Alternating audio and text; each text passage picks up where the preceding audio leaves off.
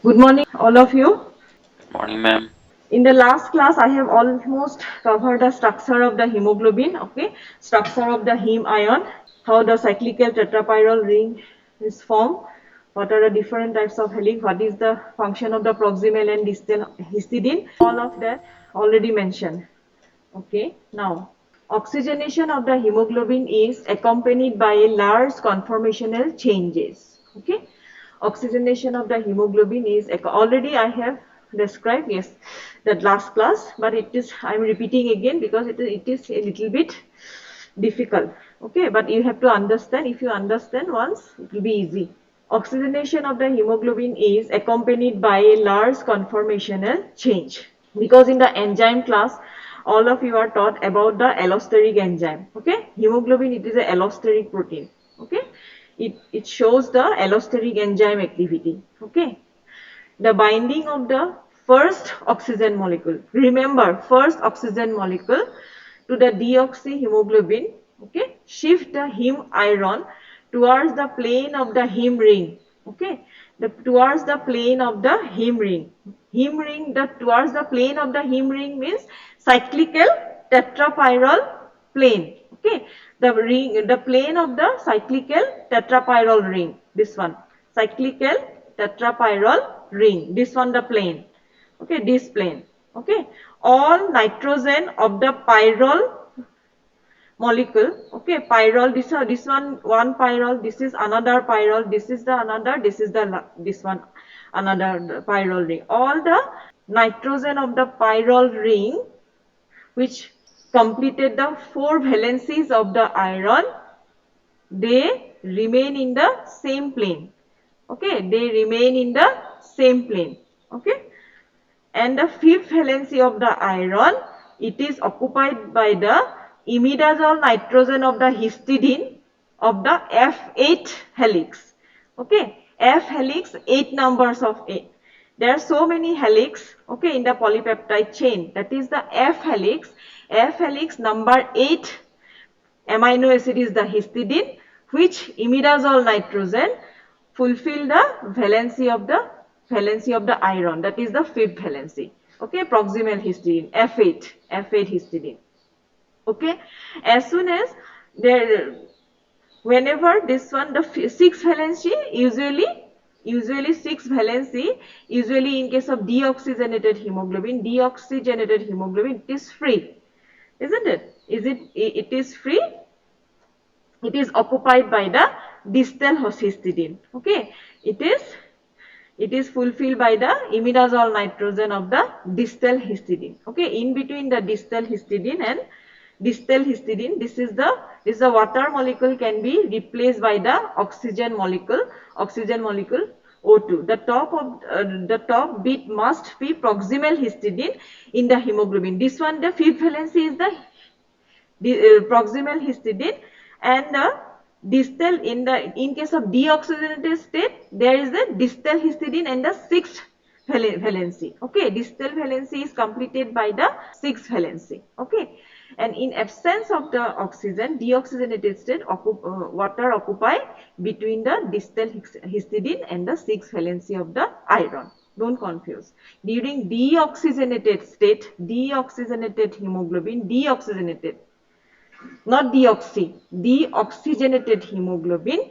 Okay, where the oxygen does not occupy the 6 valency, in that case water occupy between the 6 valency of the water placed in between the 6 valency and the distal histidine. Okay, now binding of the first oxygen molecule to the deoxyhemoglobin, as soon as the oxygen bind to the deoxyhemoglobin, there will be shift of the heme iron.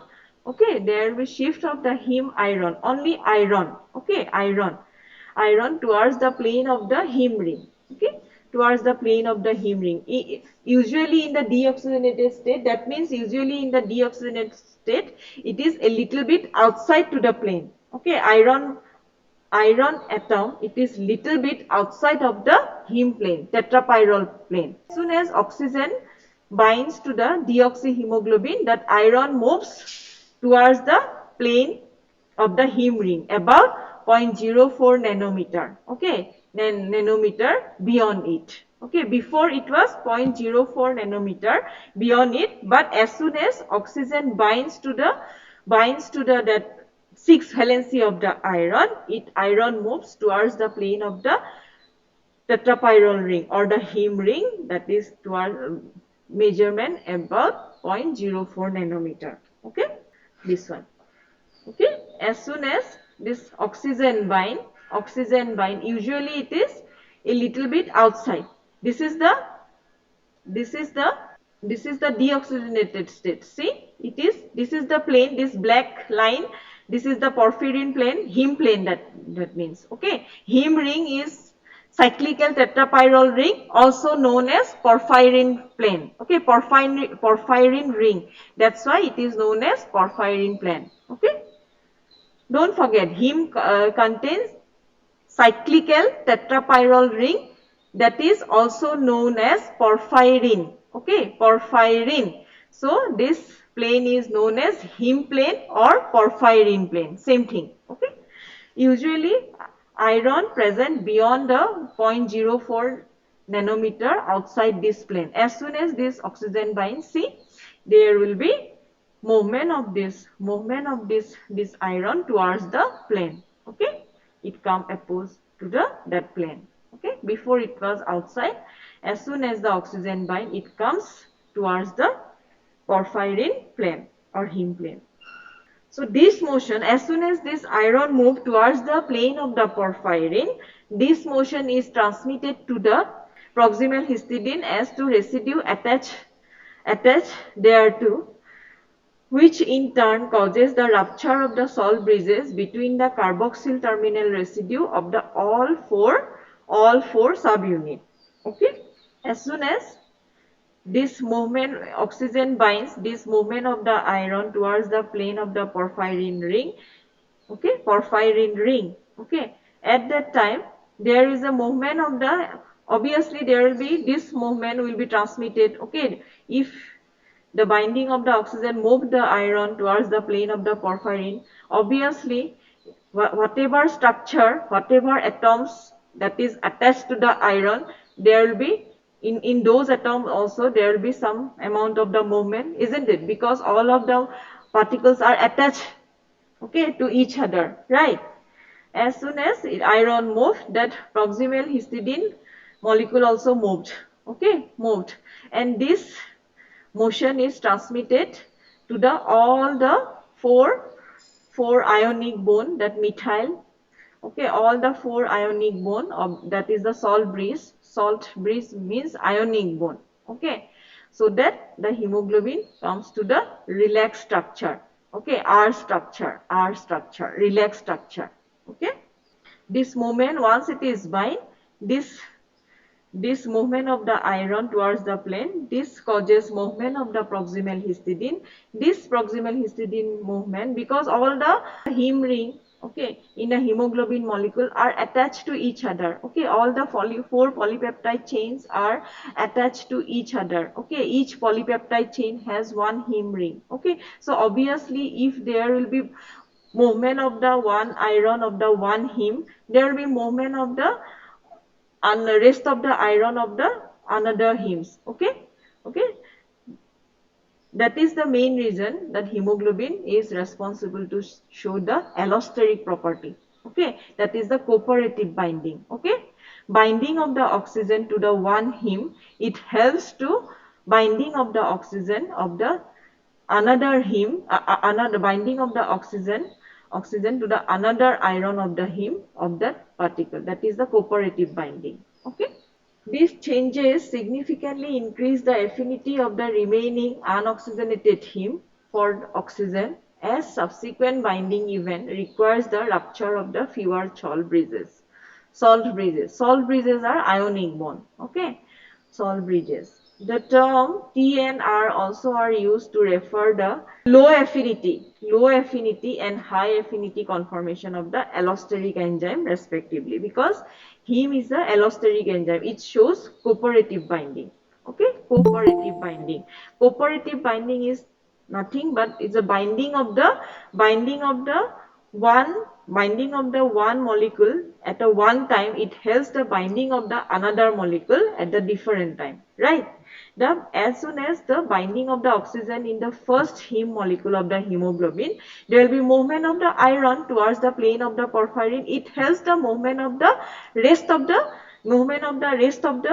rest of the hemoglobin molecule. Okay, it helps the this movement helps the movement of the rest of the hemoglobin molecule, so that the oxygen it so that the rest of the three oxygen molecule can easily bind to the another rest of the three heme molecule by rupturing the Sol bridges. That is the concept of cooperative binding. Okay, that means each Sol bridges helps each other for the binding of the oxygen. That is the cooperative binding. Okay, as soon as this one oxygen bind to the first heme molecule, there will be shifting of the iron towards the plane of the porphyrin. There will be shifting at that time only, that movement of the proximal histidine attached to that particular iron. Okay, and that movement will help the movement of the rest of the structure of the molecule. Okay, as a whole, there will be shifting of the angle about 15 degree. Okay, shifting of this axis at an angle of 15 degree. Okay, so that there will be rupture of the Sol bridge, and the rest of the oxygen molecule can occupy the rest of the 6 valency of the another 3 iron atom. Okay, not molecule, atom. This is the picture of transition from T structure to R structure. Okay, T structure to R structure. T structure is very tight. Okay, T structure, how the T structure becomes the R structure. Okay, in this model, Sol bridges are thin lines. These are the thin line. These are the Sol bridges. Okay, these are thin blue line. These are the Sol bridges. Okay, linking the subunit of the T structure in the T structure break progressively as oxygen is added. Okay, as oxygen first one oxygen is added. Okay, there will be shifting of the iron. Okay, this result there will be rupture of the Sol bridges. Okay, this one the T structure break progressively. There will be progressive rupture of the Sol bridges. Okay, Sol bridges as oxygen one by one by sequential manner. Okay, by successive addition of the rest of the oxygen to the rest of the heme molecule of the hemoglobin. Okay. Sol bridges linking the subunit of the T structure break progressively as oxygen is added, and even those Sol bridges that have not yet ruptured are progressively weakened. Okay, this wavy line. These are not ruptured yet, but it is progressively, this Sol bridges is ruptured, but these are not ruptured but becomes weakened. Okay, becomes weakened because the movement of the whole hemoglobin molecule. Okay, whole hemoglobin molecule as a result of cooperative binding. Okay, or cooperative binding, or in the opposite sense you can tell the cooperative binding occurs because the rupture of the Sol bridge, like that. The transition from T to R does not take place after a fixed number of oxygen molecules have been bound, but becomes more probable as each successive oxygen bind. The transition between the two structures is influenced by protons, carbon dioxide, chloride, and bisphosphoglycerate. 2,3-bisphosphoglycerate. Okay, 2,3-bisphosphoglycerate. The higher their concentration, the more oxygen must be bound to trigger the transition. Fully oxygenated molecule in T structure and fully deoxygenated molecule in R structure. Okay, fully oxygenated molecule in the T structure and fully deoxygenated molecule in the R structure are not shown because they are unstable. Okay, the fully oxygenated or fully deoxygenated structure are not shown because they are very unstable. Okay, because very unstable and last for a very few seconds. Okay, very little bit time. That is that time also negligible. Okay, for a fraction of this one second, no, fraction of the second. Okay, so it is not possible to mention. Okay, fully oxygenated and fully deoxygenated state. Now, oxygenation of the hemoglobin triggers the conformational changes in apoprotein. Okay, the heme is the if you consider the heme is the enzyme, the four polypeptide chains are apoprotein, and the heme molecules are the prosthetic group. Okay, prosthetic group. Hemoglobin binds the four molecule of the oxygen per tetramer, one per heme. One per heme. A molecule of oxygen binds to the hemoglobin tetramer more readily if other oxygen molecules are already bound. Okay, that is the concept of cooperative binding, isn't it? Whenever one molecule is already bound to the one heme molecule of the hemoglobin, it helps the binding of the rest of the oxygen molecule to the rest of the heme molecule, rest of the oxygen molecule to the rest of the heme molecule of the hemoglobin molecule. Okay, this is the concept of cooperative binding. Okay, how it is occur already explained. Okay, how the first oxygen molecule, as soon as first oxygen molecule occupies the 6 valency of the iron of the one heme molecule, there will be shifting of the iron, okay, towards the porphyrin plane.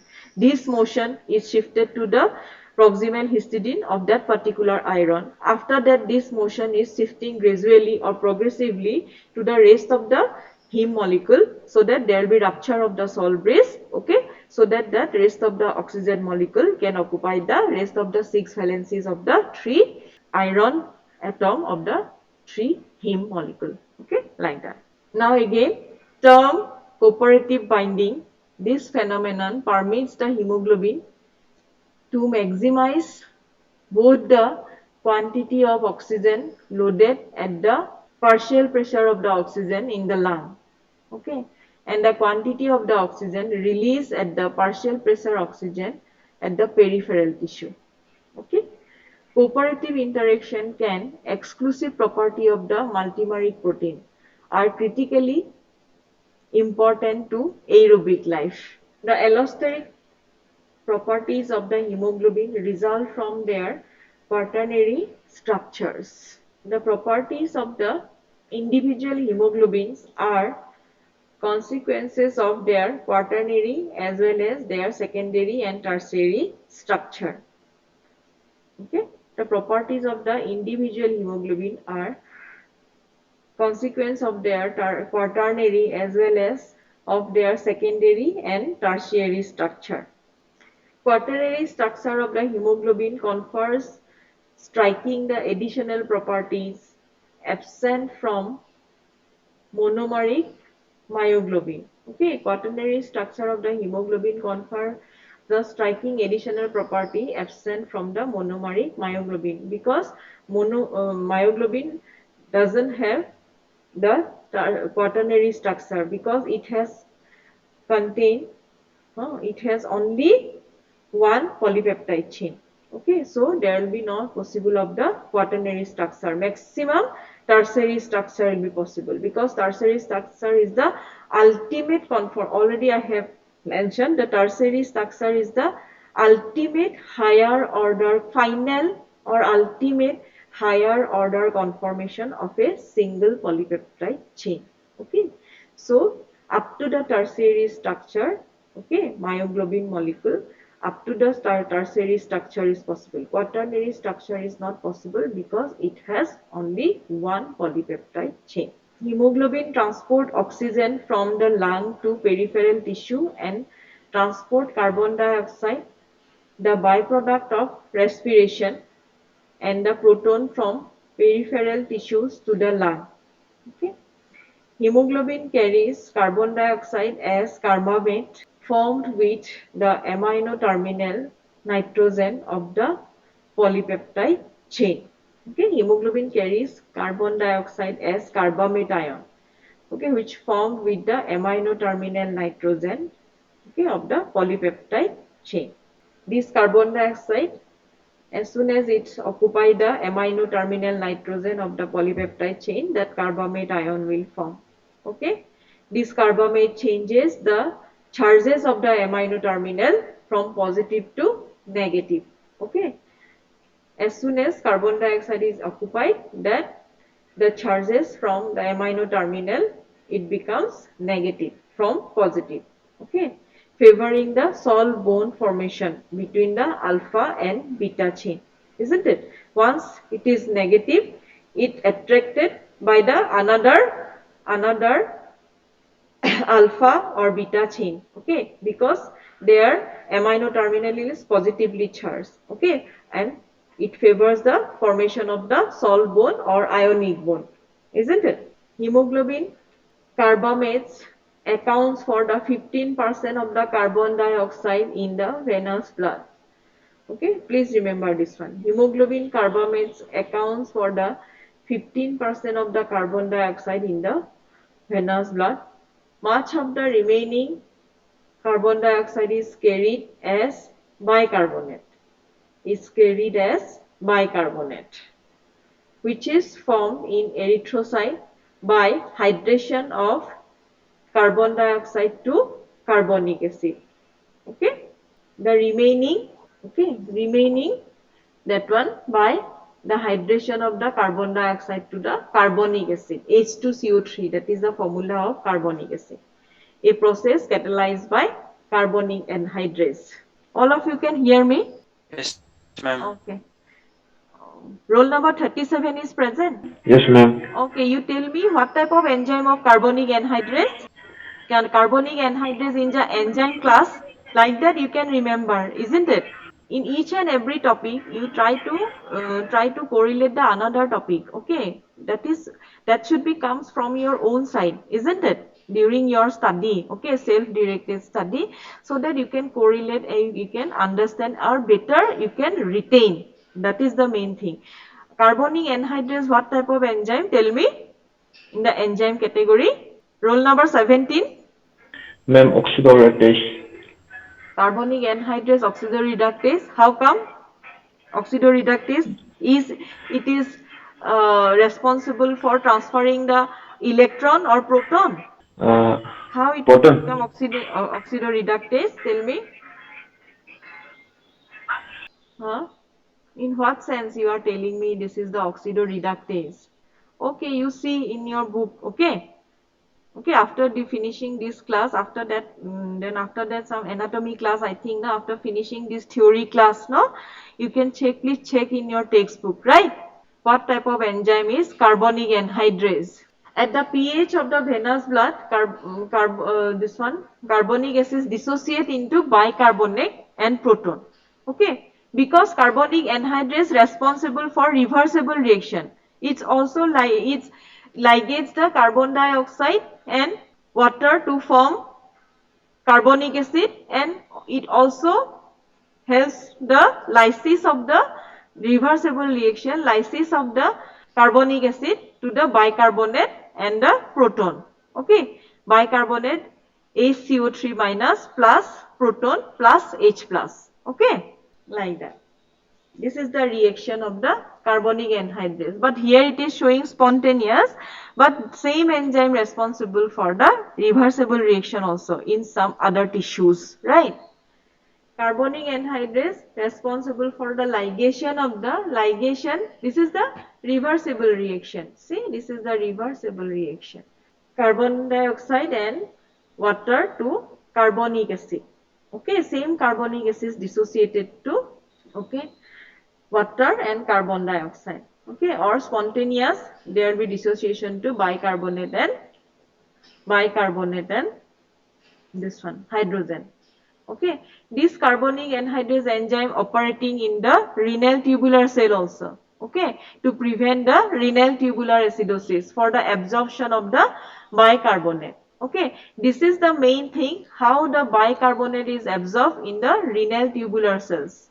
Okay, to prevent the metabolic or renal tubular acidosis. Okay, this is the process by which the bicarbonate is reabsorbed. Okay, carbonic anhydrase not only operating here in the lung tissue on the RBCs, it's also operating in the renal tubular epithelial cells. Remember, deoxyhemoglobin binds to the proton. Once it is dissociated, this carbon dioxide ultimate story, this is the carbon bicarbonate and the proton, this H plus. This deoxyhemoglobin binds to one proton for every two oxygen molecule released.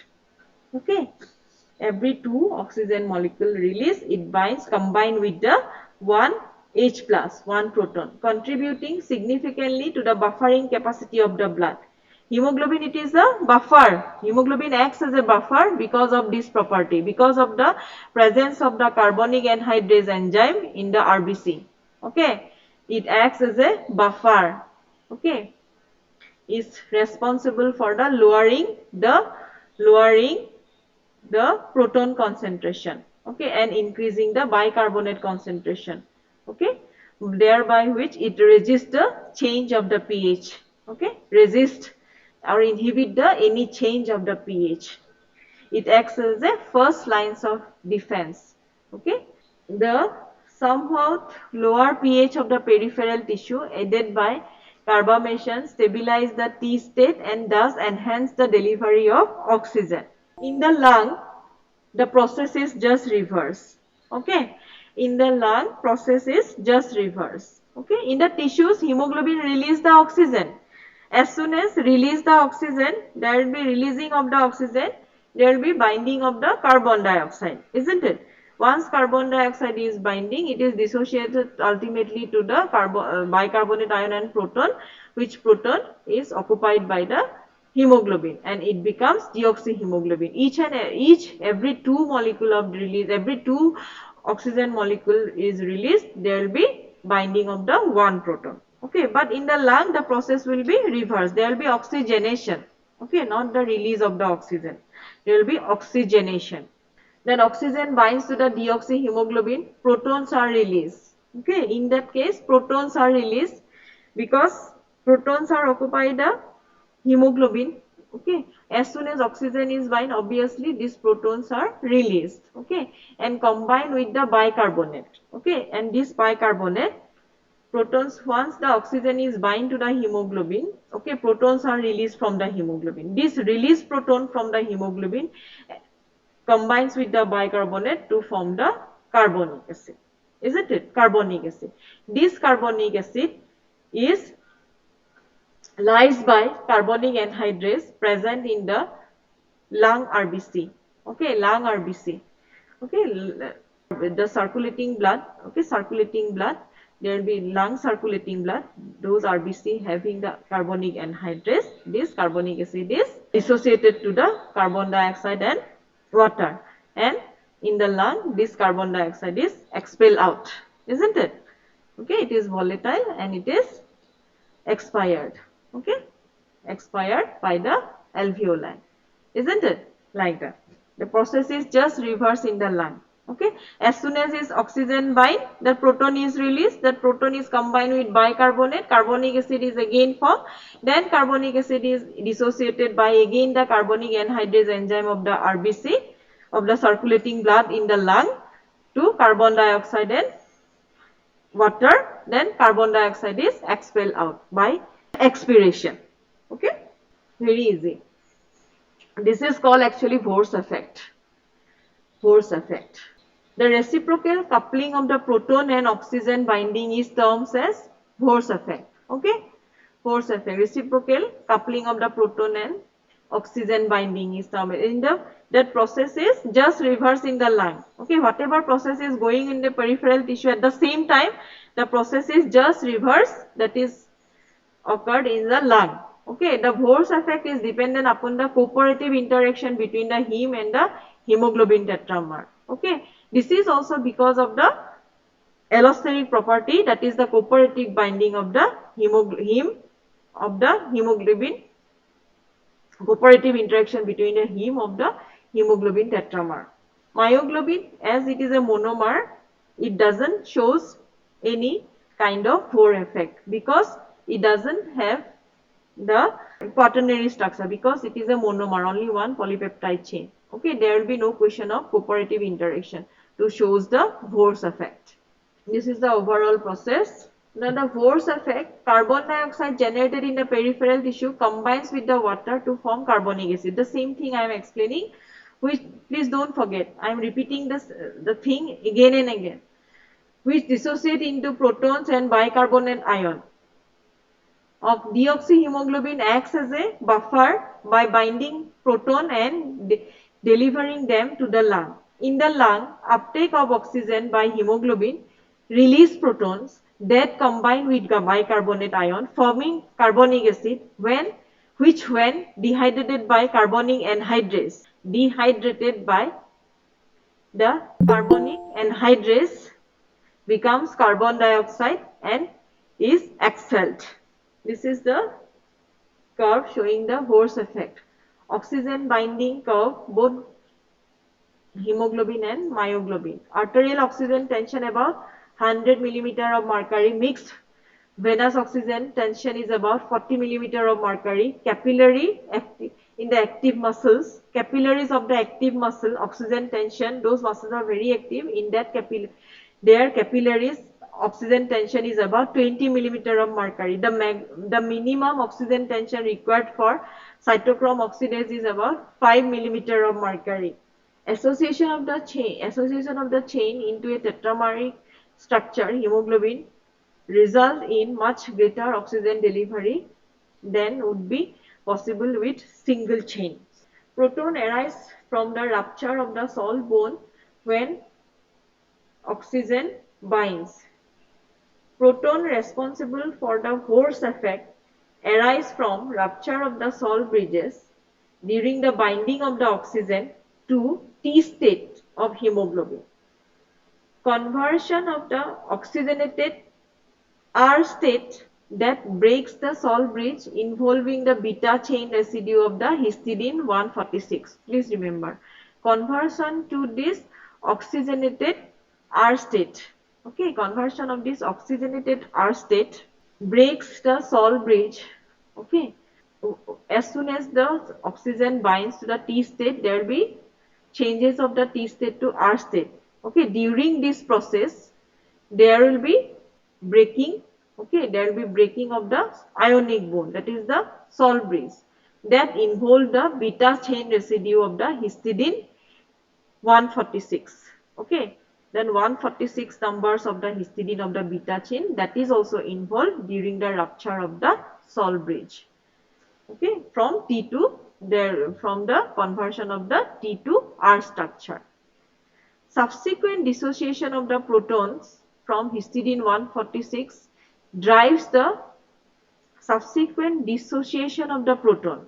Okay, subsequent dissociation of the proton from histidine 146 drives the conversion of the bicarbonate to carbonic acid, isn't it? The subsequent dissociation of the proton from one as the rupture of the salt bridge. Okay, that in that rupturing of the salt bridge, beta chain 146 histidine is involved. Okay, that as the dissociation of the salt bridge, there will be subsequent dissociation of the proton from dissociation of the proton from histidine 146. Okay, there will be release of the proton from histidine 146. Okay, as the proton is released, there will be conversion of bicarbonate to carbonic acid, isn't it? Because that proton is combined with the bicarbonate to form the carbonic acid. Ultimately, that carbonic acid also dissociate to carbon dioxide and water, and carbon dioxide is released by expiration. Upon the release of oxygen, the T structure and its salt bridges reform. Okay, as soon as oxygen is released in the peripheral tissues, in the peripheral level, okay, the T structure and the salt bridges are reformed. That there will be reformation of the salt bridge. This conformational changes increase the pKa of the beta chain of the histidine 146 residue. Okay, then it increase the pKa of the beta chain of the histidine 146 residue, which again bind to the proton. Okay, which bind again to the proton. By facilitating this reformation of the salt bridges and increase in the proton concentration enhance the release of oxygen from oxygenated hemoglobin. Conversely, increase the partial pressure of oxygen to promote the proton release. Okay, conversely, it increase the partial pressure of oxygen to promote the oxygen proton release. Okay, as the oxygen is keep on releasing in the peripheral tissue, the partial pressure of the oxygen in the peripheral tissues are increasing, isn't it? Partial pressure of the oxygen in the peripheral tissues are increasing. This increased partial pressure in the peripheral tissue that increase in its turn increase the release of the proton. Okay, release of the proton. 2,3-bisphosphoglycerate stabilize the tree structure of the hemoglobin. Already it is taught in the Rappaport-Lieberting cycle. Rappaport-Lieberting cycle in the high altitude. How that 1,3-bisphosphoglycerate is bypassed to 2,3-bisphosphoglycerate. Okay, bypass from the glycolytic pathway, isn't it? That stabilize the tree structure of hemoglobin. Low partial pressure in the peripheral tissue. Okay, in the high altitude there is a deficiency of the oxygen in the high altitude. The peripheral tissue has very low partial pressure of the oxygen. Okay, that itself it is a stimulus for the synthesis of the 2,3-bisphosphoglycerate by the RBCs, isn't it?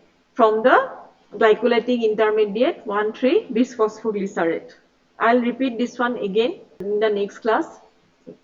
The hemoglobin tetramer binds one molecule of the bisphosphoglycerate in the central cavity formed by its 4 subunits.